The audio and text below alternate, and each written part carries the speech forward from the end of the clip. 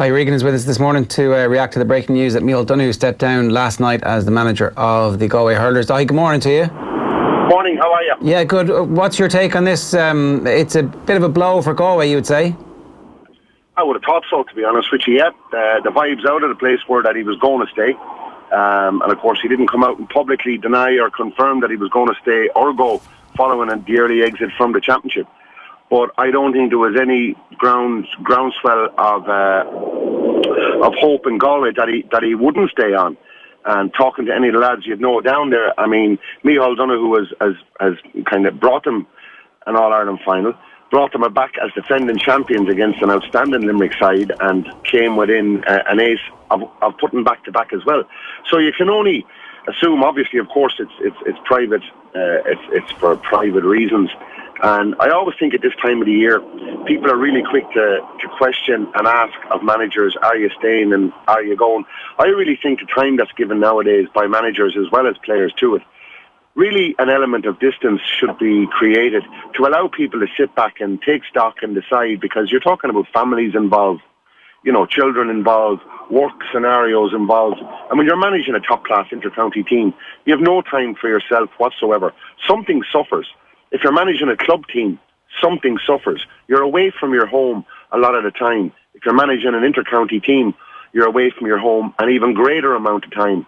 And like I say, when you have families, when you have children, when you have jobs, well then, we shouldn't second-guess Micheál Donoghue or any other manager that ever takes a decision like this, because it's their entitlement and they've got to do what's right by them, not by Galway hurling, Wexford hurling, Clare hurling, Limerick hurling. You've got to do what's right for you and your family. So I think it's got to be respected.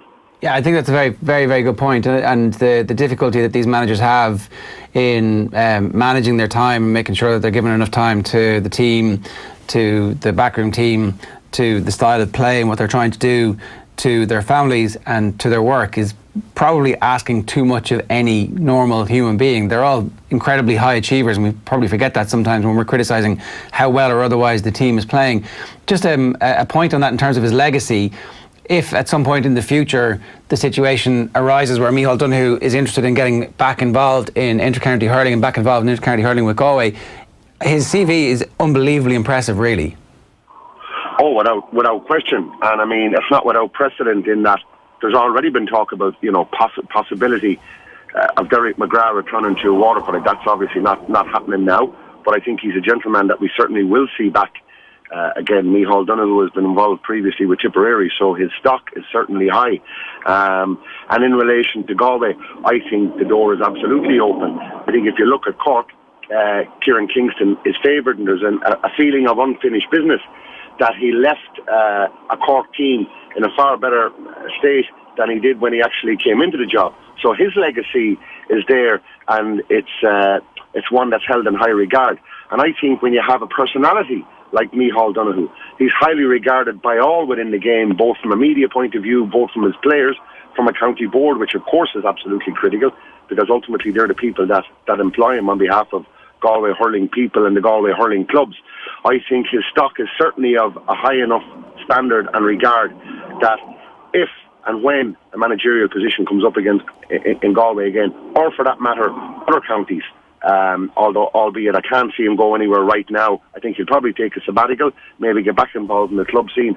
But why not? His legacy is there. He's won an All-Ireland title. Not many in Galway have done it since 1988.